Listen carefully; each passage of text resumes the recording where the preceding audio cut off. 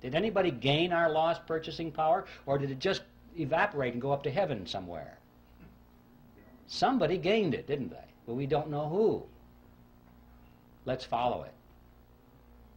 The people who gained our lost purchasing power were those who were at the point where this fresh money was injected into the economic soup. Those at the nozzle get dollars that look the same as all the other dollars, and they have them first, and they can spend them at full purchasing power. But by the time the person who gets those dollars then gives them to the next person and the next person, it goes out toward the edge of the pot, where most of us are, and it gets diluted down. But the ones up there at the nozzle are the ones who have gained our lost purchasing power. Who are they? Well, we know that the government is one of them. That's where the billion-dollar check started, isn't it? That was the beginning of this whole process. The government spent that money first. And then, of course, those who work for the government and those who have government contracts and those who get grants and so forth get the next wave, and they're not doing too bad either, and it starts out from there. But what about on the banking side? Who got that money first off? Well, the people that came up to the loan window. They were the first ones to get it.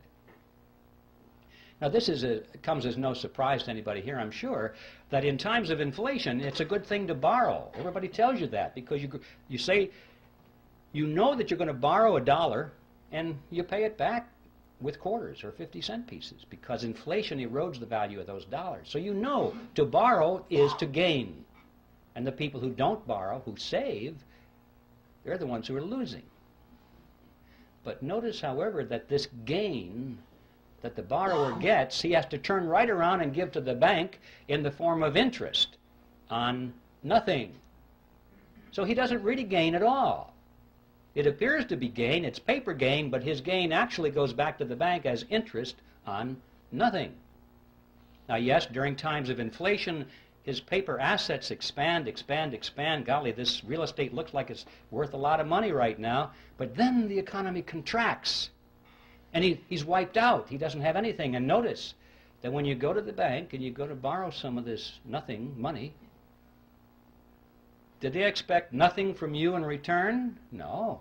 They want you to sign over and pledge as collateral your car, your house, your assets.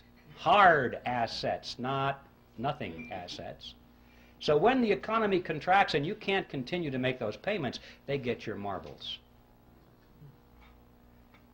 So the bank will do all right, whether it's expansion or contraction. So what's the answer to the question? Who gains? Who got your lost purchasing power? Big surprise, ladies and gentlemen. The two members of the partnership called the Federal Reserve System. It's the government and the members of the banking cartel. Those are the ones who got your purchasing power. They're able to tax their people, and don't forget inflation is a tax. You pay it, you have no escape. It's a hidden tax, but it's a tax just the same.